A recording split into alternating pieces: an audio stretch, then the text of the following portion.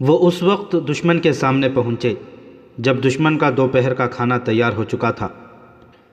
ان کے سالار جابان کے حکم سے لشکر کے لیے خاص کھانا تیار کیا گیا تھا۔ مورخ طبری ابن ہشام اور محمد حسین ہیکل لکھتے ہیں کہ فارس کی فوج کو سانڈوں کی طرح پالا جاتا تھا۔ سپاہیوں کو مرغن کھانے کھلائے جاتے تھے۔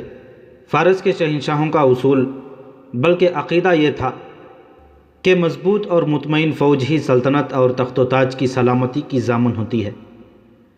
فارسی سالار جابان نے اس سے زیادہ مرغن اور پرتکلف کھانا تیار کرایا تھا جو فوج کو عام طور پر ملا کرتا تھا۔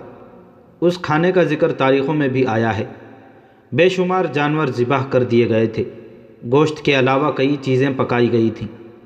مورخوں نے لکھا ہے کہ جابان اپنے لشکر کی خاطر تواضع کر رہا تھا کہ سپاہی خلوص دل سے لڑیں گے اور اچھے سے اچھا کھانا کھانے کے لیے زندہ رہیں گے۔ کھانا چونکہ خاص تھا اس لیے اس کی تیاری میں معمول سے زیادہ وقت لگ گیا۔ دن کا پچھلا پہر شروع ہو چکا تھا جب کھانا تیار ہوا۔ لشکر بھوک سے بے تاب ہو رہا تھا۔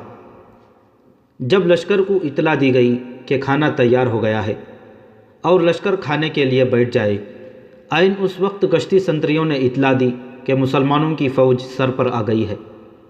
خالد رضی اللہ تعالیٰ عنہ اپنے اس مقصد میں کامیاب تھے کہ دشمن کو ان کی آمد کی خبر قبل از وقت نہ ہو۔ انہوں نے دشمن کو بے خبری میں جا لیا تھا۔ آتش پرستوں اور عیسائیوں میں ہڑبونگ سی پپا ہو گئی۔ سالار اور کمانڈر چلا چلا کر دونوں لشکروں کو جنگ کی تیاری اور صف بندی کا حکم دے رہے تھے، مگر لشکر کے سامنے جو رنگا رنگ کھانے رکھے جا رہے تھے انہیں لشکر چھوڑنے پر آمادانہ تھا۔ طبری کی تحریر شاہد ہے کہ لشکر سے بڑی بلند آواز اٹھی کہ مسلمانوں کے پہنچنے تک وہ کھانا کھا لیں گے۔ بیشتر سپاہی کھانے میں مصروف ہو گئے۔ خالد رضی اللہ تعالیٰ عنہ کی فوج جنگی ترتیب میں بالکل سامنے آ گئی۔ یہ فوج حملے کے لیے بالکل تیار تھی۔ آتش پرستوں اور عیسائیوں میں وہ بھی تھے جو مسلمانوں سے شکست کھا چکے تھے۔ انہوں نے اپنی فوج کو مسلمانوں کی تلواروں اور برچھیوں سے کٹتے دیکھا تھا۔ وہ مسلمانوں کو دیکھ کر ہی ڈر گئے۔ کھانا چھوڑ دو، ان میں سے کئی ایک نے واویلا بپا کر دیا۔ ان مسلمانوں کو موقع نہ دو، کاٹ دیں گے، مار دیں گے، تیار ہو جاؤ۔ وہ کھانا چھوڑ کر لڑنے کی تیاری کرنے لگے۔ باقی لشکر اپنے سالاروں اور کمانڈروں کا بھی حکم نہیں مان رہا تھا۔ وہ سب بھوک سے مرے جا رہے تھے، لیکن جنہوں نے مسلمانوں کے ہاتھ دیکھے ہوئے تھے ان کی خوفزدہ ہڑبونگ دیکھ کر سارا لشکر کھانا چھوڑ کر اٹھ کھڑا ہوا۔ مدینہ کے مجاہدین اور آگے چلے گئے۔ خالد رضی اللہ تعالیٰ عنہ انہیں احکام دے رہے تھے۔ دشمن نے ابھی گھوڑوں پر زینے کسنی تھی اور سارے لشکر کو زرہ پہننی باقی تھی۔ جابان نے مہلت حاصل کرنے کے لیے یہ طریقہ اختیار کیا کہ اس دور کے رواج کے مطابق عیسائیوں کے سردار عبد الاسود اجلی کو ذاتی مقابلے کے لیے آگے کر دیا۔ کس میں ہمت ہے جو میرے مقابلے کے لیے آئے؟ عبد الاسود نے اپنے لشکر سے آگے آ کر مسلمانوں کو للکارا۔ جسے میری تلوار سے کٹ کر مرنے کا شوق ہے وہ آگے آ جائے۔ میں ہوں ولید کا بیٹا۔ خالد رضی اللہ تعالیٰ عنہ نے نیام سے تلوار نکال کر بلند کی اور گھوڑے کو ایڑ لگائی۔ میں ہوں جس کی تلوار تجھ جیسوں کے خون کی پیاسی رہتی ہے۔ گھوڑے کی پیٹھ پر رہ اور اپنا نام پکار۔ میں ہوں عبد الاسود اجلی، اس نے بلند آواز سے کہا۔ نام اجلان کا بلند ہوگا۔ خالد رضی اللہ تعالیٰ عنہ کا گھوڑا اس کے قریب سے گزر گیا، آگے جا کر مڑا اور حضرت خالد نے تلوار تان لی۔ عبد الاسود نے بھی تلوار نکال لی تھی۔ خالد رضی اللہ تعالیٰ عنہ نے دوڑتے گھوڑے سے اس پر وار کیا، لیکن یہ وار خطا گیا۔ عبد الاسود نے بھی خالد رضی اللہ تعالیٰ عنہ کی طرح گھوڑا دوڑا دیا اور ایک بار پھر دونوں سوار آمنے سامنے آ گئے۔ اب کہ عبد الاسود نے وار کیا، خالد رضی اللہ تعالیٰ عنہ نے وار اس طرح روکا کہ ان کی تلوار عبد الاسود کی تلوار کے دستے پر لگی جہاں اس عیسائی سردار کا ہاتھ تھا۔ اس کے اس ہاتھ کی 2 انگلیوں کے اوپر کے حصے صاف کٹ گئے۔ تلوار اس کے ہاتھ سے گر پڑی۔ عبد الاسود نے بھاگ نکلنے کے بجائے بلند آواز میں کہا کہ اسے برچھی دی جائے۔ اس کے لشکر میں سے ایک آدمی نکلا جس کے ہاتھ میں برچھی تھی۔ وہ دوڑتا ہوا اپنے سردار کی طرف آیا۔ خالد رضی اللہ تعالیٰ عنہ نے اس کا راستہ روکنے کے لیے گھوڑے کا رخ اس کی طرف کر دیا۔ وہ آدمی پیادہ تھا۔ اس نے حضرت خالد سے بچنے کے لیے برچھی اپنے سردار کی طرف پھینکی۔ حضرت خالد پہنچ گئے تھے۔ برچھی آ رہی تھی جسے خالد رضی اللہ تعالیٰ عنہ کے سر کے اوپر سے گزرنا تھا۔ عبد الاسود نے برچھی پکڑنے کے لیے دونوں ہاتھ بلند کر رکھے تھے۔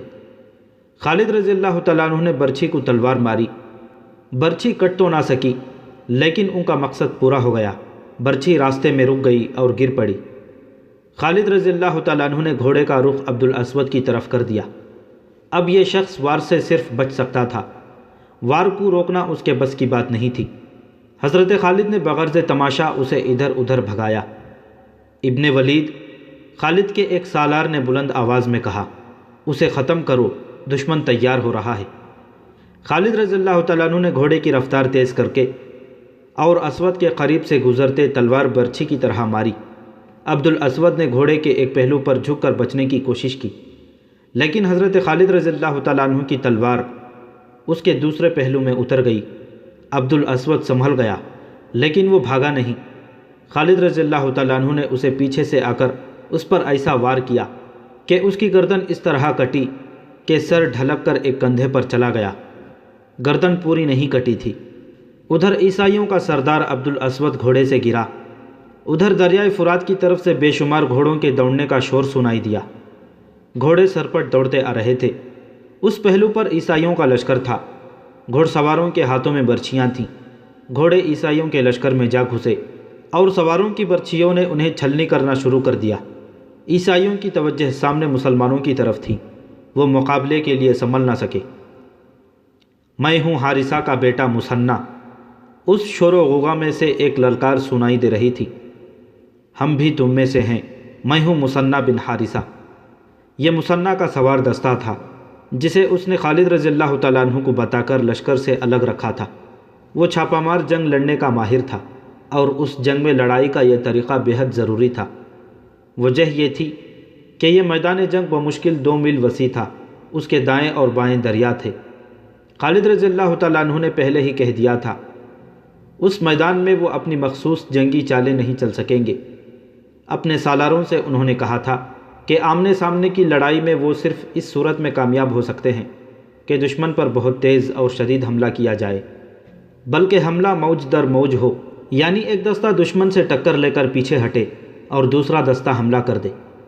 خالد رضی اللہ تعالیٰ عنہ نے اپنی فوج کو اسی قسم کی حملوں کی ترتیب دے رکھی تھی اور اکثر اس کی مشق کراتے رہتے تھے۔ حضرت خالد نے حملے کا حکم دے دیا۔ انہوں نے پہلوؤں کے دستوں کو بھی اس حملے میں جھونک دیا۔ حملے کی پہلی فوج کی قیادت خالد رضی اللہ تعالیٰ عنہ نے خود کی۔ پہلوؤں کے سالاروں عاصم اور عدی نے بھی اپنے اپنے دستے کے ساتھ خود جا کر حملہ کیا۔ آتش پرستوں نے جم کر مقابلہ کیا۔ وہ تازہ دم تھے، مجاہدین تھکے ہوئے تھے، لیکن مسلمانوں کو یہ فائدہ مل گیا کہ آتش پرست ابھی پوری طرح لڑنے کے لیے تیار نہیں تھے۔ یورپی مورخوں نے صاف لکھا ہے کہ فارس کی فوج ذہنی طور پر بھی لڑنے کے لیے تیار نہیں تھی۔ یہ فوج بھوکی تھی اور اسے وہ کھانا چھوڑنا پڑا جو اس کے لیے خاص طور پر پکوایا گیا تھا۔ اس کھانے کے لیے انہوں نے مسلمانوں کی بھی پرواہ نہیں کی تھی۔ مسلمانوں کو اس پہلے حملے میں خون کی خاصی قربانی دینی پڑی۔ آتش پرستوں نے تیار نہ ہوتے ہوئے بھی کئی مسلمانوں کو گھائل کر دیا۔ خالد رضی اللہ تعالیٰ عنہ پیچھے ہٹے اور دوسرے دستوں کو آگے بڑھایا۔ آتش پرستوں کو تعداد کی افراد کا فائدہ حاصل تھا۔ ایک ایک مجاہد کا مقابلہ 4 5 آتش پرستوں اور عیسائیوں سے تھا۔ دشمن کو اس فائدے سے محروم کرنے کے لیے مثنیٰ کا سوار دستہ سر دھڑ کی بازی لگائے ہوئے تھا۔ اس نے سواروں کو متعدد ٹولیوں میں تقسیم کر دیا تھا۔ یہ ٹولیاں باری باری گھوڑے سرپٹ دوڑاتی، بگولوں کی طرح کبھی پہلو سے کبھی عقب سے آتی اور کفار کے کئی آدمیوں کو برچھیوں سے کاٹتی گزر جاتی۔ اس طرح دشمن کی توجہ اپنے عقب پر بھی چلی گئی، لیکن مثنیٰ کے سوار رک کر نہیں لڑتے تھے۔ ان سواروں نے دشمن کی ترتیب درہم برہم کیے رکھی۔ مثنیٰ کی اس کارروائی سے خالد رضی اللہ تعالیٰ عنہ نے پورا فائدہ اٹھایا۔ بنو بکر میدان جنگ میں ایک اعلان سنائی دینے لگا، اور زردشت کے پجاریوں جم کر لڑو، مدائن سے بہمن جازویہ کا لشکر آ رہا ہے۔ یہ اعلان بار بار سنائی دیتا تھا۔ خالد رضی اللہ تعالیٰ عنہ کو یہ اعلان کچھ پریشان کر رہا تھا۔ انہوں نے پہلوؤں کے سالاروں کو پیغام بھیجے کہ ہر طرف سے دھیان رکھیں۔ حضرت خالد نے اپنے محفوظہ کے دستوں کو بھی خبردار کر دیا کہ عقب سے حملے کا خطرہ ہے۔ تقریباً تمام مورخین نے لکھا ہے کہ بہمن جازویہ مدائن سے کوئی لشکر نہیں لا رہا تھا۔ کسی نے بھی یہ نہیں لکھا کہ وہ جابان کی مدد کے لیے کیوں نہیں پہنچ سکا تھا۔ ایک مورخ یاقوت نے لکھا ہے کہ بہمن جازویہ اپنے لشکر میں شامل ہونے کے لیے واپس آ رہا تھا۔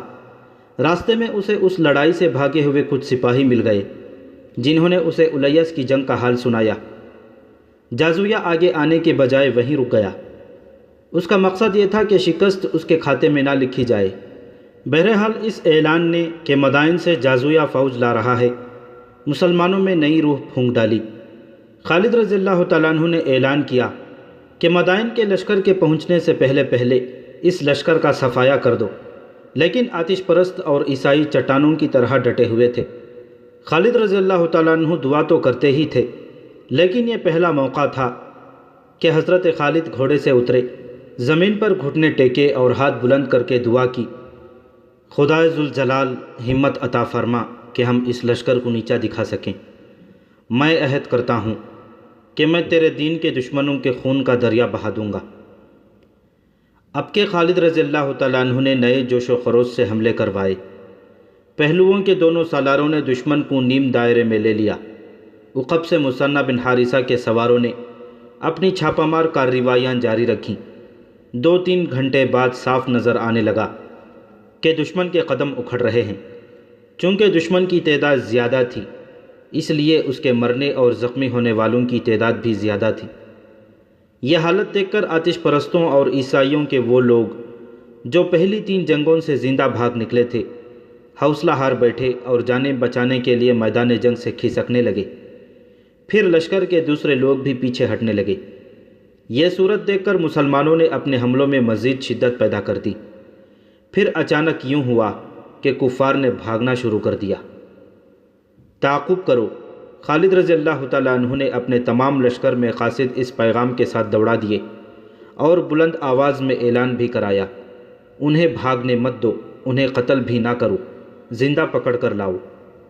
اس اعلان کا کفار پر ایک اثر تو یہ ہوا کہ انہوں نے بھاگنے کے بجائے ہتھیار ڈالنے شروع کر دیے۔ بعض نے خوفزدہ ہو کر بھاگ اٹھنا بہتر سمجھا۔ مثنہ کے سواروں نے انہیں گھیر کر پیچھے لانا شروع کر دیا۔ جنگ ختم ہو چکی تھی۔ میدان جنگ لاشوں اور تڑپتے اور بے ہوش زخمیوں سے اٹا پڑا تھا۔ ایک طرف وہ کھانا محفوظ پڑا تھا جو دشمن کے لشکر کے لیے تیار کیا گیا تھا۔ خالد رضی اللہ تعالیٰ عنہ کے حکم سے مجاہدین کھانے پر بیٹھ گئے۔ جو سوار بھاگنے والوں کو پکڑ کر لا رہے تھے وہ بھی باری باری کھانا کھانے لگے۔ خالد رضی اللہ تعالیٰ عنہ نے مجاہدین سے کہا، اللہ نے یہ کھانا تمہارے لیے تیار کرایا تھا، اطمینان سے کھاؤ۔ مسلمان مختلف کھانے دیکھ کر حیران ہو رہے تھے۔ انہوں نے ایسے کھانے پہلے کبھی دیکھے ہی نہیں تھے۔ وہ جو کی روٹی، اونٹنی کا دودھ اور کھجوریں کھانے والے لوگ تھے۔ مورخوں نے لکھا ہے کہ دشمن کے جن آدمیوں کو زندہ پکڑ کر لایا جا رہا تھا انہیں خالد رضی اللہ تعالیٰ عنہ کے حکم سے خصیف کے کنارے لے جاتے اور ان کے سر اس طرح کاٹ دیے جاتے کہ سر دریا میں گرتے تھے۔ ان کے دھڑ اس طرح کنارے پر پھینکے جاتے کہ ان کا خون دریا میں جاتا تھا۔ اس طرح قتل ہونے والوں کی تعداد ہزاروں کے حساب سے تھی۔ غیر مسلم مورخوں اور مبصروں نے خالد رضی اللہ تعالیٰ عنہ کے اس حکم کو ظالمانہ فعل لکھا ہے، لیکن حضرت خالد کہتے تھے کہ انہوں نے خدا سے عہد کیا تھا کہ وہ کفار کے خون کا دریا بہا دیں گے۔ دریا کے اوپر بند بندھا ہوا تھا جس نے دریا کا پانی روکا ہوا تھا، اس لیے خون دریا میں جمتا جا رہا تھا۔ کسی نے حضرت خالد رضی اللہ تعالیٰ عنہ کو مشورہ دیا کہ خون کا دریا صرف اس صورت میں بہے گا کہ بند کھول دیا جائے۔ چنانچہ بند کھول دیا گیا۔ جب اتنا زیادہ خون پانی میں ملا تو پانی سرخ ہو گیا اور خون کا دریا بہنے لگا۔ اسی لیے تاریخ میں اس دریا کو دریائے خون لکھا گیا ہے۔ بعض مورخوں نے لکھا ہے کہ خالد رضی اللہ تعالیٰ عنہ نے بچ نکلنے والوں اور ہتھیار ڈالنے والوں کا قتل عام اس لیے کرایا تھا کہ یہ سپاہی ایک جنگ سے بھاگ کر اگلی جنگ میں پھر سامنے آ جاتے تھے۔ اس کا علاج خالد رضی اللہ تعالیٰ عنہ نے یہ سوچا کہ دشمن کے کسی ایک بھی سپاہی کو زندہ نہ رہنے دیا جائے۔ کہتے ہیں کہ 3 دن آتش پرستوں اور عیسائیوں کا قتل کیا جاتا رہا۔ اس طرح قتل ہونے والوں کی تعداد ملا کر دریائے خون کی جنگ میں جو آتش پرست اور عیسائی مارے گئے ان کی تعداد 70,000 تھی۔ شہنشاہ فارس اردشیر جو نوشیرواں عادل کا پرپوتا تھا، ایسے مرض میں مبتلا ہو گیا تھا جو شاہی طبیبوں کے قابو میں نہیں آ رہا تھا۔ اتنا تو وہ جانتے تھے کہ یہ پے در پے 3 شکستوں کا صدمہ ہے، لیکن صدمہ آخر جسمانی مرض کی صورت اختیار کر گیا تھا۔ اس کا علاج دوائیوں سے ہونا چاہیے تھا، لیکن یوں معلوم ہوتا تھا جیسے وہ دوائیاں نہیں بلکہ دوائیاں اسے کھا رہی ہوں۔ اردشیر پر خاموشی طاری ہو گئی تھی۔ وہ جو اپنے وقت کا فرعون تھا، سحر کے دیے کی طرح ٹمٹما رہا تھا۔ طبیب اس کوشش میں لگے رہتے تھے کہ اردشیر تک جنگ کی کوئی بری خبر نہ پہنچے، لیکن یہ ممکن نہ تھی۔ وہ جب بولتا تھا تو یہی کہتا تھا کہ آگے کی کیا خبر ہے، خبریں اچھی آ رہی ہیں۔ طبیب جو ہر وقت حاضر رہتا تھا اسے جواب دیتا اور اسے صدمے سے بچانے کے لیے کبھی کہتا، مسلمان پچھتا رہے ہیں کہ وہ کس دیو کو چھیڑ بیٹھے ہیں۔ کبھی کہتا، فارس کی شہنشاہی ایک چٹان ہے، اس سے جو بھی ٹکرایا اس نے اپنا سر پھوڑ لیا۔ اور کبھی اس کی چہیتی ملکہ یہ کہہ کر اس کا دل مضبوط کرتی، عرب کے بدو کسریٰ کے جاہ و جلال کی تاب نہیں لا سکتے۔ ان تسلیوں اور ان حوصلہ افزا الفاظ کا کسریٰ اردشیر پر دوائیوں کی طرح الٹا ہی اثر ہو رہا تھا۔ اس کی خاموشی نہ ٹوٹ سکی اور اس کے چہرے پر اداسیوں کی پرچھائیاں کم ہونے کے بجائے گہری ہوتی گئیں۔ اس کی من پسند رقاصہ نے اس کے سامنے حسین ناگین کی طرح اپنے جسم کو بہت بل دیے۔ اس نے اپنا جسم نیم عریاں کیا، اردشیر کے علیل چہرے پر اپنے عطر بیز ریشم جیسے ملائم بالوں کا سایہ کیا، پھر عریاں ہو کر رقص کی اداؤں سے کسریٰ کے روگی وجود کو سہلانے کے جتن کیے، مگر ایسے لگتا تھا جیسے مورنی جنگل میں ناچ رہی ہو اور ناچ کا طلسم جنگل کی ہواؤں میں اڑتا جا رہا ہو۔ اس کی پسندیدہ مغنیہ جو اردشیر کو مسحور کر لیا کرتی تھی، اس کا سحر بھی رائیگاں گیا۔ یہ رقاصہ اور یہ مغنیہ فارس کے حسن کی شاہکار تھیں۔ فارس کا حسن تو کسریٰ کے حرم میں پھولوں کی طرح کھلا ہوا تھا۔ ان پھولوں میں ادکھیلی کلیاں بھی تھیں۔ اردشیر ان کے مخملی جسموں کی بو باز سے مدہوش رہا کرتا تھا، مگر اب ایک ایک کو اس کی تنہائی کا ساتھی بنا گیا تو اردشیر نے کسی کو بھی قبول نہ کیا۔ اس کے سرد جسم میں نوخیز جوانی کی تپش ذرا سی حرارت بھی پیدا نہ کر سکی۔ بیکار ہے، سب بیکار ہے، ملکہ نے باہر آ کر اس بوڑھے شاہی طبیب سے کہا، جس کے متعلق فارس کے کونے کونے تک مشہور تھا کہ اسے دیکھ کر موت منہ موڑ جاتی ہے۔ ملکہ نے رندی ہوئی آواز میں اسے کہا، کیا آپ کا علم اور تجربہ بھی بیکار ہے؟ کیا یہ محض ڈھونگ ہے؟ کیا آپ کسریٰ کے ہونٹوں پر ہلکی سی مسکراہٹ نہیں لا سکتے؟ کون کہتا ہے کہ آپ موت کا منہ موڑ دیا کرتے ہیں؟ زردشت کی رحمتیں ہوں تجھ پر ملکہ فارس، بوڑھے طبیب نے کہا۔ نہ کسی کی موت میرے ہاتھ میں ہے، نہ کسی کی زندگی میرے ہاتھ میں ہے۔ میں زندگی اور موت کے درمیان کمزور سی ایک دیوار ہوں۔ موت کے ہاتھ اتنے مضبوط اور توانا ہیں کہ اس دیوار کو دریا کے کیواڑ کی طرح کھول لیتے ہیں اور مریض کو اٹھا لے جاتے ہیں، اور میرا علم اور میرا تجربہ منہ دیکھتے رہ جاتے ہیں۔ الفاظ، محض الفاظ، ملکہ نے فرش پر بڑی زور سے پاؤں مار کر کہا، کھوکھلے الفاظ۔ کیا الفاظ کسی دکھیارے کا دکھ مٹا سکتے ہیں؟ کسی روگی کو روگ سے نجات دلا سکتے ہیں؟ کیا آپ کے الفاظ میں اتنی طاقت ہے کہ کسریٰ کے روگ کو چوس لیں؟ نہیں ملکہ فارس، طبیب نے بڑے تحمل سے کہا اور کانپتے ہوئے ہاتھ سے ملکہ کے بازو کو پکڑا اور اسے بٹھا کر کہا، الفاظ کسی کے دکھ اور کسی کے روگ کو نہیں مٹا سکتے، البتہ دکھ اور روگ کی اذیت کو ذرا کم کر دیا کرتے ہیں۔ حقیقت کے سامنے الفاظ کوئی معنی نہیں رکھتے، اور حقیقت اگر تلخ ہو تو عالم کے منہ سے نکلتے ہوئے الفاظ یوں لگتے ہیں جیسے خزاں میں شجر کے زرد پتے گر رہے ہوں، سوکھے ہوئے ان پتوں کو پھر ہوائیں اڑاتی پھرتی ہیں۔ ہم کسریٰ کو حقیقت سے بے خبر رکھ رہے ہیں، ملکہ نے کہا۔ میں انہیں رقص و نغمہ سے بہلانے کی کب تک؟ بوڑھے طبیب نے کہا۔ ملکہ کسریٰ، تم کسریٰ سے اس حقیقت کو کب تک چھپائے رکھو گی؟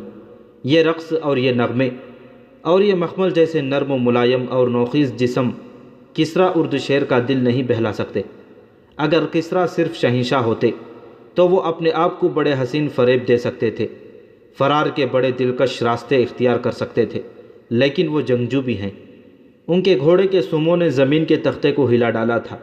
فارس کی اتنی وسیع شہنشاہی کسریٰ کے زور بازو کا حاصل ہے۔ اس شہنشاہی کو انہوں نے رومیوں کی طاقتور فوج سے بچایا ہے۔ کسریٰ نے لڑائیاں لڑی ہیں، بڑے خون ریز معرکے لڑے ہیں۔ اب وہ جنگجو اردشیر بیدار ہو گیا ہے۔ اب رقص و نغمہ اور یہ طلسماتی جوانیاں ان پر الٹا اثر کر رہی ہیں۔ اب وہ کسی رقاصہ اور کسی مغنیہ کو نہیں، ہیرمز کو بلاتے ہیں، اینڈرسغر کی پوچھتے ہیں، بہمن جازویہ اور انوشجان کو پکارتے ہیں۔ کہاں ہے ان کے یہ سالار؟ تم انہیں کیا دھوکہ دو گی؟ کچھ نہیں، ملکہ نے آہ بھر کر کہا، کچھ بھی نہیں۔ آپ ٹھیک کہتے ہیں، لیکن کچھ تو بتائیں۔ میں کچھ نہیں سمجھتی۔ کیا آپ ان مسلمانوں کو جانتے ہیں؟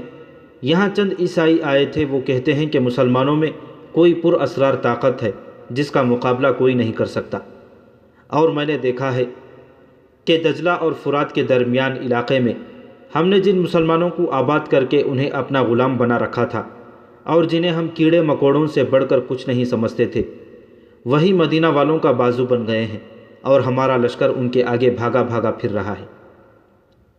یہ عقیدے کی طاقت ہے ملکہ فارس، طبیب نے کہا۔ تو کیا ان کا عقیدہ سچا ہے؟ نہیں ملکہ فارس، بوڑھے طبیب نے کہا۔ ایک بات کہوں گا جو شاید تمہیں اچھی نہ لگے۔ مسلمانوں کا عقیدہ یہ ہے کہ بادشاہی صرف اللہ کی ہے اور بندے اس کے حکم کے پابند ہیں، اور وہ کہتے ہیں کہ اس اللہ کے سوا کوئی معبود نہیں۔ کیا تم اس راز کو سمجھی ہو ملکہ کسریٰ؟ نہیں بزرگ طبیب، ملکہ نے جواب دیا، میں نہیں سمجھ سکی۔ بادشاہی تو ایک خاندان اور اس کے ایک فرد کی ہوتی ہے۔ اس کا انجام تم دیکھ رہی ہو ملکہ کسریٰ، طبیب نے کہا۔ آج وہ ایک انسان جو اپنے آپ کو انسانوں کا شہنشاہ سمجھتا ہے، بے بس اور مجبور اندر پڑا ہے اور اپنی بادشاہی کو بچا نہیں سکتا۔ اس کا لشکر پسپا ہوتا جا رہا ہے۔ ان سپاہیوں کو کیا پڑی ہے کہ وہ ایک خاندان اور ایک انسان کی شہنشاہی کی خاطر اپنی جانیں دیں؟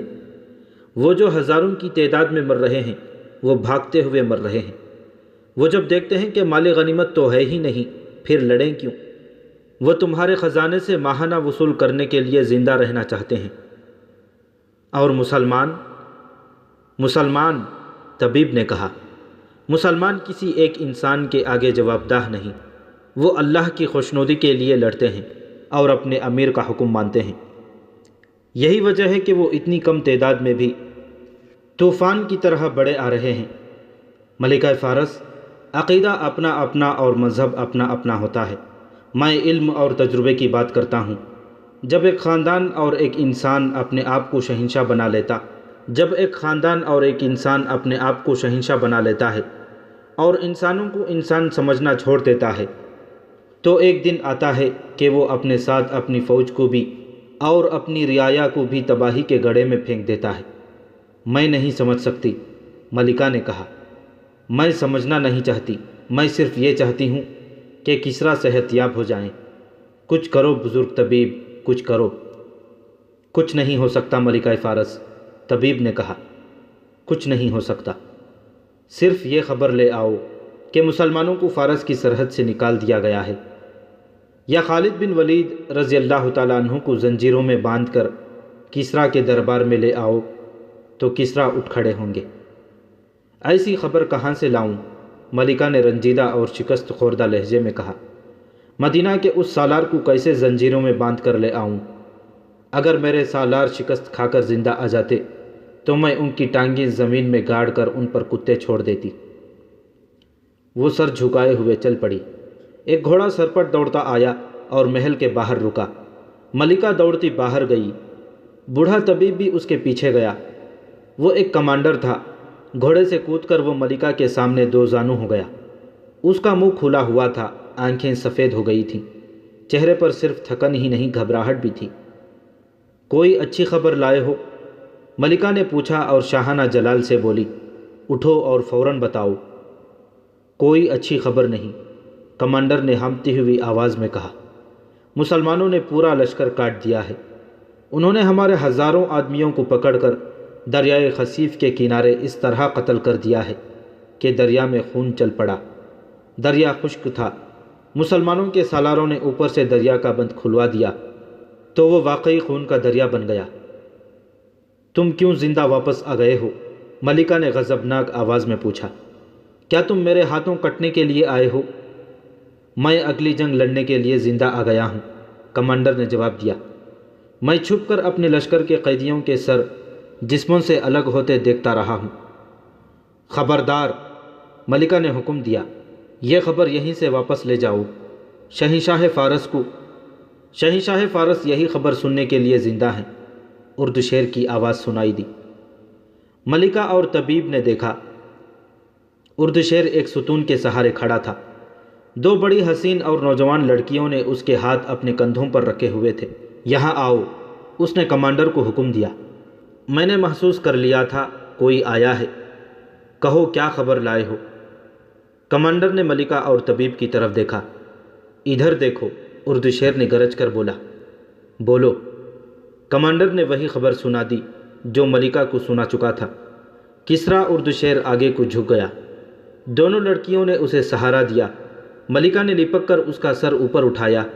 بوڑھے طبیب نے اس کی نبض پر انگلیاں رکھیں۔ ملکہ نے طبیب کی طرف دیکھا۔ طبیب نے مایوسی سے سر ہلایا۔ فارس کسریٰ اردشیر سے محروم ہو گیا ہے، طبیب نے کہا۔ محل میں ہڑ بونگ مچ گئی۔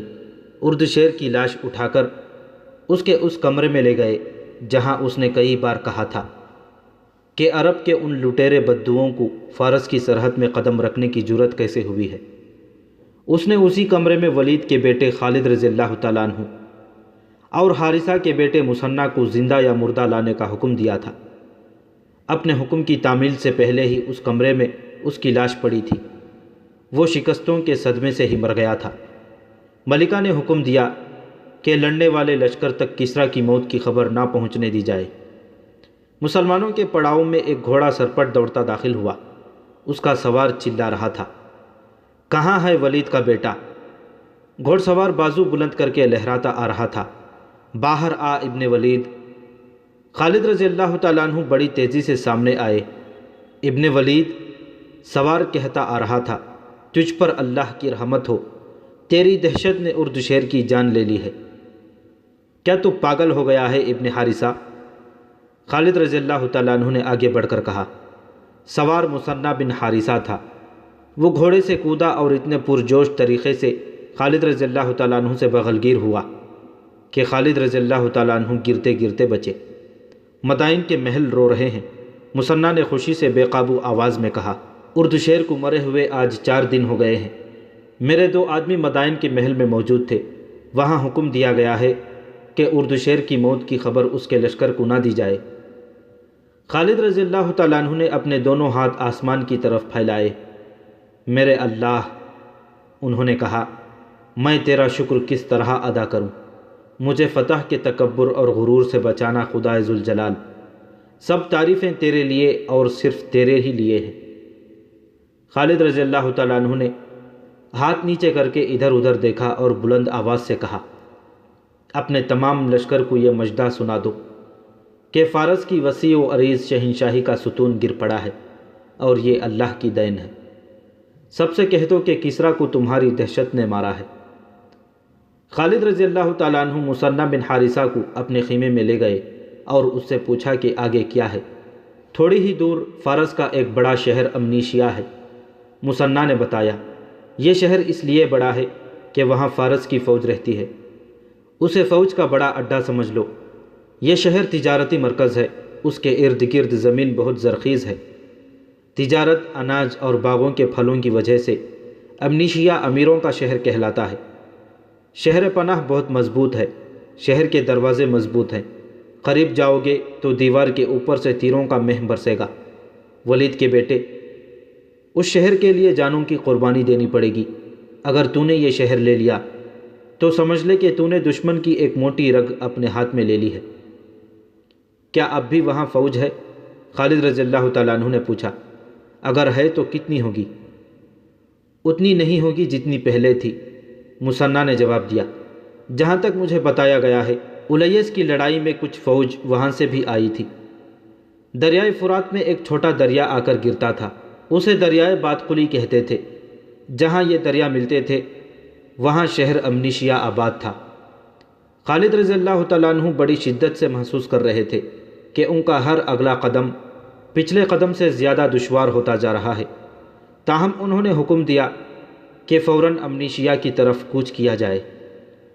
فوراً کوچ سے ان کا مقصد یہ تھا کہ آتش پرستوں کو سنبھلنے کا موقع نہ دیا جائے۔ وہ مئی 633 عیسوی ربیع الاول 12 ہجری کے تیسرے ہفتے کا ایک ابتدائی دن تھا جب خالد رضی اللہ تعالیٰ عنہ نے الیث سے کوچ کیا۔ مدینہ کے مجاہدین فتح و نصرت سے سرشار تھے۔ وہ علاقہ سرسبز اور زرخیز تھا۔ گھوڑوں اور انسانوں کے لیے خوراک کی کوئی کمی نہیں تھی، لیکن امنیشیا کا دفاع خالد رضی اللہ تعالیٰ عنہ کو پریشان کر رہا تھا۔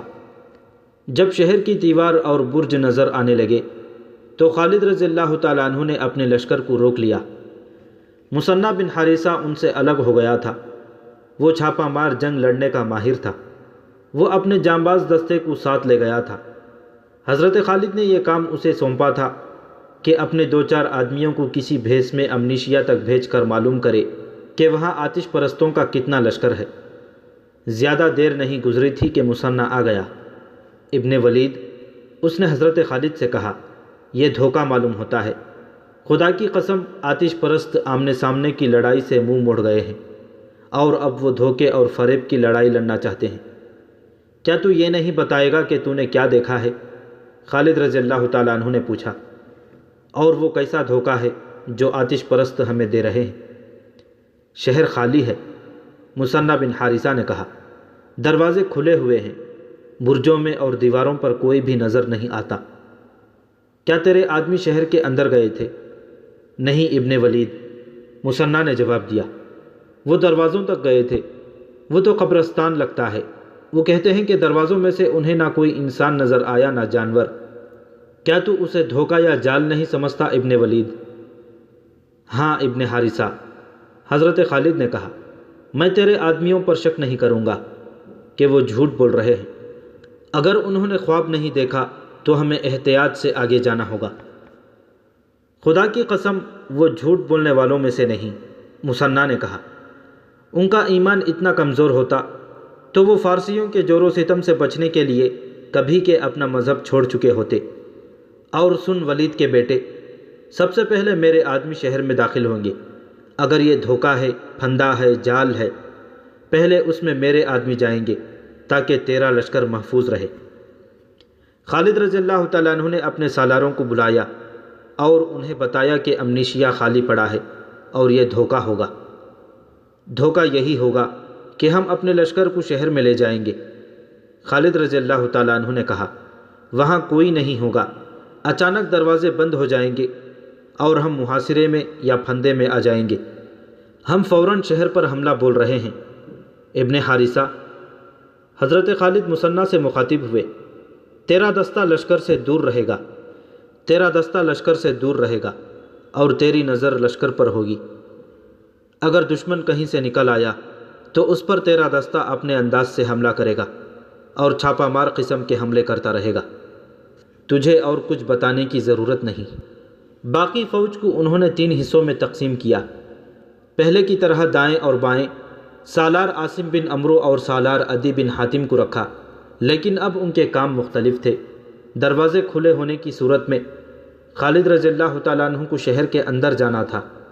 عاصم بن عمرو کو ان کے پیچھے رہنا تھا تاکہ بوقت ضرورت حضرت خالد کی مدد کو پہنچ سکیں۔ عدی بن حاتم کو اپنے دستے قلعے کے ارد گرد پھیلا دینے تھے۔ تمام تر ہدایات اور احکام دے کر خالد رضی اللہ تعالیٰ عنہ نے پیش قدمی کا حکم دے دیا۔ لشکر کے تینوں حصے شہر کے قریب جا کر ایک دوسرے سے الگ ہو گئے۔ آگے مثنہ بن حارثہ کے جانباز سوار شہر کے باہر کے علاقے میں گھوم پھر رہے تھے۔ قریب ایک جنگل تھا، کچھ علاقہ چٹانی تھا۔ مثنہ نے اپنے چھاپا مار دستوں کو ٹولیوں میں تقسیم کر دیا تھا۔ ان ٹولیوں نے ہر وہ علاقہ دیکھ لیا تھا جہاں دشمن کے چھپنے کا امکان تھا، لیکن دشمن کا کہیں نام و نشان نہیں ملا تھا۔ پھر یہ ٹولیاں دور دور تک گشت کر رہی تھیں۔ لشکر کے تینوں حصے شہر کی دیوار کے قریب پہنچ گئے تو سالار عدی بن حاتم نے اپنے دستوں کو شہر کے ارد گرد پھیلا دیا۔ خالد رضی اللہ تعالیٰ عنہ نے بڑے دروازے میں جا کر بلند آواز سے اعلان کرائے کہ شہر کے لوگ گھروں سے باہر آ جائیں۔ اگر لوگ باہر نہ آئے تو شہر کا کوئی مکان کھڑا نہیں رہنے دیا جائے گا۔ آتش پرستوں، زندہ رہنا ہے تو باہر آ جاؤ۔ اپنے سالاروں سے کہو بزدل نہ بنے۔ اس طرح کے اعلان ہوتے رہے مگر دروازے کے اندر سکوت طاری رہا۔ خالد رضی اللہ تعالیٰ عنہ نے نیام سے تلوار نکالی، بلند آواز سے کہا میرے پیچھے آؤ، اور انہوں نے گھوڑے کو ایڑ لگا دی۔ فوج کے جو دستے ان کے ساتھ تھے وہ ان کے پیچھے شہر کے دروازے میں یوں داخل ہوئے جیسے کسی نہر یا دریا کا بند ٹوٹ جاتا ہے۔ سب سے آگے سوار دستے تھے، اندر جا کر گھوڑے پھیل گئے۔ خالد رضی اللہ تعالیٰ عنہ نے حکم دیا کہ گھر گھر کی تلاشی لی جائے۔ حضرت خالد خود ایک اونچی جگہ کھڑے ہو گئے اور احکام دینے لگے۔ انہوں نے قاصد سے کہا کہ سالار عاصم بن عمرو کے پاس جائیں اور اسے کہیں کہ اپنے دستے اندر لے آؤ اور پیادہ تیر اندازوں کو شہر پناہ کی دیواروں پر پھیلا دو۔ دیکھتے ہی دیکھتے عاصم بن عمرو کے تیر انداز تمام دیوار پر پھیل گئے۔ وہ اندر بھی دیکھ رہے تھے، باہر بھی۔ خالد رضی اللہ تعالیٰ عنہ دیوار کے اوپر گئے اور سارے شہر کے گرد گھوم کر دیکھا۔ شہر میں انہیں اپنے دستوں کے سوا اور کوئی بھی نظر نہیں آ رہا تھا۔ باہر عدی بن حاتم کے دستے تھے۔ خالد رضی اللہ تعالیٰ عنہ کی نظر جہاں تک کام کرتی تھی انہیں دشمن کے لشکر کا کوئی کھرا کھوج نہیں مل رہا تھا۔ انہیں گھوڑ سواروں کی 2-3 ٹولیاں دکھائی دیں۔ وہ مثنہ بن حارثہ کے سوار تھے۔ خالد رضی اللہ تعالیٰ عنہ نیچے آ گئے۔ انہیں بتایا گیا کہ ایک ضعیف العمر آدمی ایک مکان میں چارپائی پر پڑا اونگ رہا ہے۔ خالد رضی اللہ تعالیٰ عنہ اس مکان میں گئے۔ ایک بوڑھا جس کی آنکھیں ادھ کھلی تھیں اور منہ بھی کھلا ہوا تھا چارپائی پر پڑا لاش لگ رہا تھا۔ اس کی آواز سرگوشی سے بلند نہیں تھی، وہ کچھ کہہ رہا تھا۔ خالد رضی اللہ تعالیٰ عنہ نے اپنے ایک محافظ سے کہا کہ وہ اس کے منہ کے ساتھ کان لگا کر سنیں۔ کیا تم وہی لوگ ہو جن کے ڈر سے شہر خالی ہو گیا ہے؟ بوڑھے نے پوچھا۔ ہم مسلمان ہیں، محافظ نے کہا۔ مدینہ کے مسلمان؟ بوڑھے نے پوچھا اور جواب کا انتظار کیے بغیر کہنے لگا، میں یہاں کا عیسائی ہوں، وہ مجھے مرنے کے لیے چھوڑ گئے ہیں، سب چلے گئے ہیں۔ کہاں چلے گئے ہیں؟ بھاگ گئے ہیں، بوڑھے نے کہا۔ سالار بھاگ جائیں گے، فوج بھاگ جائے تو لوگ کیوں نہیں بھاگیں گے؟ کیا خالد بن ولید تمہارا سالار ہے؟ یہاں سب اسے جن اور دیو کہتے ہیں۔ ہاں ہاں، جس نے کسریٰ کی اتنی طاقتور فوج کو بھگا دیا ہے وہ انسان نہیں ہوگا۔ حضرت خالد نے اسے نہ بتایا کہ وہ جن اور دیو اس کے سامنے کھڑا ہے۔ انہوں نے حکم دیا کہ بوڑھے کے منہ میں دودھ ڈالا جائے۔ فوج گئی کہاں ہے؟ بوڑھے سے پوچھا گیا۔ آگے شہر ہیرا ہے، بوڑھے نے جواب دیا۔ ایزادبہ وہاں کا حاکم ہے، شاید اس نے حکم دیا تھا کہ سب لوگ ہیرا آ جاؤ۔ ہمارے اس شہر کے جوان آدمی مدینہ والوں کے خلاف لڑنے گئے تھے، بہت سارے مارے گئے ہیں۔ وہ جو بچ کر آ گئے تھے وہ ہیرا چلے گئے تھے، پیچھے بوڑھے، عورتیں اور بچے رہ گئے تھے۔ یہاں کے سب لوگ خالد بن ولید سے ڈرتے ہیں۔ ہمارے بھاگ کر آنے والے نوجوانوں نے لوگوں کو اور زیادہ ڈرا دیا۔ وہ کہتے تھے کہ مسلمان خون کا دریا بہا دیتے ہیں اور وہ ادھر آ رہے ہیں۔ سب بھاگ گئے ہیں، میں نہیں بھاگ سکا، میں تو اٹھ بھی نہیں سکتا، وہ مجھے مرنے کے لیے چھوڑ گئے ہیں۔ تقریباً تمام مورخوں نے لکھا ہے کہ امنیشیا شہر اس حالت میں خالی تھا کہ لوگوں کے گھروں میں سامان اور قیمتی اشیاء ایسے پڑے تھے جیسے ان مکانوں کے مکین ابھی ابھی کچھ دیر پہلے باہر نکل گئے ہیں۔ لوگ اتنی عجلت سے بھاگے تھے کہ رقمیں اور سونا وغیرہ بھی پیچھے چھوڑ گئے۔ خالد رضی اللہ تعالیٰ عنہ کے حکم سے تمام فوج کو شہر میں بلا لیا گیا اور انہیں مال غنیمت اکٹھا کرنے کی چھٹی دے دی گئی۔ یہ امیروں کا شہر تھا، گھروں میں قیمتی اشیاء اور کپڑوں کی افراد تھی۔ مسلمان بعض چیزوں کو دیکھ کر حیران ہوتے تھے، یہ چیزیں وہ اپنے ساتھ لے جانا چاہتے تھے۔ جب سامان ایک جگہ اکٹھا کیا گیا تو خالد رضی اللہ تعالیٰ عنہ نے دیکھا۔ آگ لگا دو اس سامان کو، خالد رضی اللہ تعالیٰ عنہ نے حکم دیا۔ یہ عیش و عشرت کا وہ سامان ہے جس نے اس قوم کو بزدل بنا دیا ہے۔ ان لوگوں کا انجام دیکھ لو، ان کے محل اور مکان دیکھ لو۔ خدا کی قسم، خدا جسے تباہ کرنا چاہتا ہے اسے عیش و عشرت میں ڈال دیتا ہے۔ ہمیں آگے جانا ہے۔ جلا دو اسے اور سونا ہیرے جواہرات اور رقمیں الگ جمع کر دو۔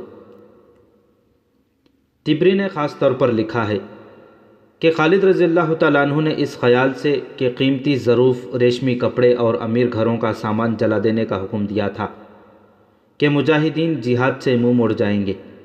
طبری کے علاوہ دوسرے مورخوں نے بھی لکھا ہے کہ جو مال غنیمت اس شہر سے ملا اتنا کہیں سے بھی نہیں ملا تھا۔ خالد رضی اللہ تعالیٰ عنہ نے دستور کے مطابق اس کے 4 حصے فوج میں تقسیم کر دیے اور 5واں حصہ مدینہ میں خلیفۃ المسلمین حضرت ابوبکر صدیق رضی اللہ تعالیٰ عنہ کو بھیج دیا۔ محمد حسین ہیکل نے مختلف مورخوں کے حوالے سے لکھا ہے کہ مال غنیمت کا 5واں حصہ جو مدینہ کو بھیجا گیا اس کا امیر کارواں بنی اجل کا ایک شخص جندل تھا۔ فارسیوں کے خلاف پہلی تینوں جنگوں کے جنگی قیدیوں کو اسی قافلے کے ساتھ مدینہ کو بھیجا گیا۔ خلیفۃ المسلمین ابوبکر رضی اللہ تعالیٰ عنہ نے ان قیدیوں میں سے ایک خوبصورت لونڈی جندل کو بطور انعام دی۔ طبری نے لکھا ہے کہ خلیفۃ المسلمین نے مدینہ کے مسلمانوں کو مسجد میں بلایا اور انہیں خالد رضی اللہ تعالیٰ عنہ کی فتوحات کی تفصیلات سنائیں۔ انہوں نے کہا، اے قریش، تمہارا شیر ایک اور شیر پر جھپٹ پڑا اور اسے مار گرایا ہے۔ اب عورتیں خالد جیسا بیٹا پیدا کرنے سے قاصر ہیں۔ ولید کے بیٹے مثنی بن حارثہ نے خالد رضی اللہ تعالیٰ عنہ سے کہا، آگے فارس کی شہنشاہی کا ایک اور بڑا شہر ہیرا ہے، اسے تو فارس کا ہیرا سمجھ، لیکن اسے لینا آسان نہیں ہوگا۔ ہاں حارثہ کے بیٹے، حضرت خالد نے کہا، امنیشیا کی تمام فوج اور تمام عیسائی جوان ہیرا پہنچ گئے ہیں، وہ سب ہمارے مقابلے میں آئیں گے، انہیں مقابلے میں آنا چاہیے۔ مدائن کی کیا خبر ہے؟ آج ہی میرا ایک جاسوس واپس آیا ہے، مثنی نے کہا، وہ بتاتا ہے کہ مدائن میں مایوسی پھیلی ہوئی ہے، کسریٰ کے محل میں ماتم ہو رہا ہے۔ اچھی خبر یہ ہے کہ وہاں سے اب فوج کا کوئی دستہ نہیں آئے گا۔ کیا یہ لوگ اب بھی نہیں سمجھے کہ تخت و تاج اور خزانے طاقت نہیں ہوتے کہ دشمن سے بچا لیں؟ خالد رضی اللہ تعالیٰ عنہ نے کہا، کیا یہ ہمارا فرض نہیں کہ ان لوگوں کو اللہ کے سچے رسول صلی اللہ علیہ وسلم کا پیغام دیں کہ طاقت اور ثروت صرف اللہ کے ہاتھ میں ہے اور اللہ ہی عبادت کے لائق ہے جس کا کوئی شریک نہیں؟ ہاں ابن ولید، مثنی نے کہا، یہ ہمارا فرض ہے کہ ان تک اللہ کا پیغام پہنچائیں۔ اس کے ساتھ ہی مجھے ہر اس خطرے کو کچلنا ہے جو اسلام کو نقصان پہنچا سکتا ہے۔ خالد رضی اللہ تعالیٰ عنہ نے کہا، کفر کا سر کچلنا ہے۔ تاریخ اسلام کا یہ ابتدائی دور بڑا ہی نازک تھا۔ اسی دور میں اسلام کی عسکری روایات کی بنیاد رکھنی تھی۔ امت رسول صلی اللہ علیہ وسلم کے لیے جذبے کی شدت اور اہمیت کا تعین کرنا تھا۔ اس روایت کی بنیاد اسی اصول پر رکھنی تھی کہ نفری اور طاقت کی کمی شکست کا باعث نہیں بن سکتی، جذبہ اور اسلام کی محبت اس کمی کو پورا کر دیا کرتی ہے۔ خالد رضی اللہ تعالیٰ عنہ کو احساس تھا کہ وہ اس خیال سے پیچھے ہٹ آئے کہ لشکر مسلسل لڑ لڑ کر تھک گیا ہے اور نفری بھی کم ہوتی جا رہی ہے اور اپنے مستقر یعنی مدینہ سے بھی دور ہٹتے جا رہے ہیں، تو آنے والی نسلوں کے لیے یہی روایت بن جائے گی، جہاں رکاوٹ یا کوئی دشواری پیش آ گئی سالار اپنی فوج کو واپس لے آئیں گے۔ خالد رضی اللہ تعالیٰ عنہ ایسی روایت قائم نہیں کرنا چاہتے تھے۔ حضرت خالد رضی اللہ تعالیٰ عنہ کو خلیفۃ المسلمین کی پشت پناہی حاصل تھی۔ اس وقت کی خلافت کی پالیسی میں کفار کے ساتھ دوستی یا مذاکرات کا ذرا سا بھی دخل نہیں تھا۔ دشمن کو دشمن ہی سمجھا جاتا تھا، یہ نہیں دیکھا جاتا تھا کہ دشمن کتنی دور ہے اور کتنا طاقتور ہے۔ اصول یہ تھا کہ دشمن کے سر پر سوار رہو اور اس کے لیے دہشت بن جاؤ۔ فارس کی شہنشاہی کوئی معمولی طاقت نہیں تھی۔ حضرت خالد رضی اللہ تعالیٰ عنہ نے اتنی بڑی طاقت کے پیٹ میں جا کر بھی پیچھے ہٹنے کی نہ سوچی۔ انہوں نے یہ بھی نہ سوچا کہ لشکر کو کچھ آرام دیتے اور اس کی تنظیم میں اگر کچھ خامیاں رہ گئی تھیں تو وہ دور کر لیتے۔ مثنی بن حارثہ نے انہیں بتایا تو بھی خالد رضی اللہ تعالیٰ عنہ اپنے فیصلے پر نظر ثانی کی نہ سوچی۔ انہوں نے اسی وقت اپنے سالاروں کو بلایا۔ خدا کی قسم، خالد رضی اللہ تعالیٰ عنہ نے سالاروں سے کہا، مجھے یقین ہے کہ تم یہ نہیں سوچ رہے کہ ہم جتنا آگے بڑھتے جا رہے ہیں ہمارے لیے خطرے بڑھتے جا رہے ہیں۔ نہیں ابن ولید، ایک سالار نے کہا، ہم میں سے کوئی بھی ایسا نہیں سوچ رہا، اور ہم میں سے کوئی بھی ایسا نہیں سوچے گا۔ دوسرے سالار نے کہا، اور مجھے یہ بھی یقین ہے۔ حضرت خالد نے کہا کہ تم میں سے کوئی بھی نہیں سوچے گا کہ دشمن کتنا طاقتور ہے۔ نہیں ابن ولید، سالار عاصم بن عمرو نے کہا، ہمیں یہ بتا کہ تو آج یہ بات کیوں پوچھ رہا ہے؟ تم پر اللہ کی رحمت ہو۔ خالد رضی اللہ تعالیٰ عنہ نے کہا، ہماری اگلی منزل بہت دشوار ہے۔ اللہ کے سوا کوئی نہیں جانتا کہ ہم میں سے کون رہتا ہے اور کون دنیا سے اٹھ جاتا ہے۔ اپنے دلوں پر نقش کر لو کہ اپنے فرض سے منہ موڑ کر اللہ کے سامنے جاؤ گے تو تمہارا ٹھکانہ بہت برا ہوگا، اور تم جانتے ہو وہ ٹھکانہ کیسا ہے۔ روایت جو تم آج قائم کرو گے وہ ایک ورثہ ہوگا جو تم آنے والی نسلوں کے لیے چھوڑ جاؤ گے، اور یہ روایت اسلام کی بقا کا یا فنا کا باعث بنے گی۔ ہمیں اسلام کی بقا اور سر بلندی کے لیے لڑنا ہے۔ قرآن کا حکم یاد کرو کہ لڑو اس وقت تک جب تک کفر کا فتنہ موجود ہے، اور دشمن کو معاف اس وقت کرو جب وہ ہتھیار ڈال کر تمہارے آگے جھک جائے۔ پھر اس سے وہ شرطیں منواؤ کہ اس کا ڈنک مارا جائے اور اس کا دل رسول اللہ صلی اللہ علیہ وسلم کے شیدائیوں کے خوف سے کانپتا رہے۔ اپنے سالاروں کے جذبے میں نئی روح پھونک کر خالد رضی اللہ تعالیٰ عنہ نے انہیں بتایا کہ آگے آتش پرستوں کا بڑا مضبوط فوجی اڈہ ہیرا ہے، جہاں کے حاکم ایزادبہ نے بہت بڑا لشکر جمع کر رکھا ہے۔ آتش پرست پہلی لڑائیوں میں بے شمار کشتیاں لائے تھے، وہ اب مسلمانوں کے قبضے میں تھیں۔ خالد رضی اللہ تعالیٰ عنہ نے اپنے لشکر کو کشتیوں میں ہیرا تک لے جانے کا فیصلہ کیا۔ دریائی راستہ آسان تھا اور چھوٹا بھی۔ یہ پہلا موقع تھا کہ ریگزاروں میں لڑنے والے دریاؤں کے سینے پر سوار ہوئے۔ کشتیوں میں سوار لشکر کی حفاظت کے لیے خالد رضی اللہ تعالیٰ عنہ نے یہ انتظام کیا کہ لشکر کے دونوں کناروں پر 100-150 گھڑ سواروں کو رکھا، جہاں کشتیوں کے ساتھ ساتھ جانا تھا۔ فتح و نصرت سے سرشار لشکر جذبے اور اسلام کی محبت کے جوش سے دریائے فرات کے سینے پر چلا جا رہا تھا۔ جنگی ترانے کی ایک گونج تھی جو فرات کے پانی پر وجد طاری کر رہی تھی۔ پھر یہ جنگی ترانہ کلمہ طیبہ میں بدل گیا۔ 18,000 مسلمانوں کی آواز ایک، عزم ایک، جذبہ ایک تھا۔ ان کے دلوں میں ایک اللہ اور ایک رسول صلی اللہ علیہ وسلم کا عشق تھا۔ دشمن سویا ہوا نہیں تھا۔ ہیرا کا حاکم ایزادبہ راتوں کو بھی نہیں سوتا تھا۔ ہیرا میں یہ خبر نہیں پہنچنے دی گئی تھی کہ شہنشاہ فارس اردشیر مر چکا ہے۔ وہ ابھی تک ہر بات اور ہر حکم میں اردشیر کا نام لیتا تھا۔ اس روز وہ ہیرا کی شہر پناہ کا معائنہ کر رہا تھا۔ اس نے شہر میں بے پناہ لشکر جمع کر لیا تھا۔ وہ جس دستے کے سامنے جاتا وہاں چلا چلا کر کہتا، زرتشت کی رحمت ہو تم پر۔ وہ بزدل تھے جو کاظمہ، میزار اور الیس میں سہرا کے بددوؤں کے ہاتھوں پٹ گئے تھے۔ ان کے مردہ جسموں کو زرتشت کے شعلے چاٹ رہے ہیں۔ اے یسوع مسیح کے نام لیواؤں، تم ہمارے ساتھ کندھے سے کندھا ملا کر مسلمانوں کے خلاف لڑنے آئے ہو۔ یاد کرو اپنی ان بیٹیوں کو جو لونڈیاں بن کر مدینہ پہنچ گئی ہیں۔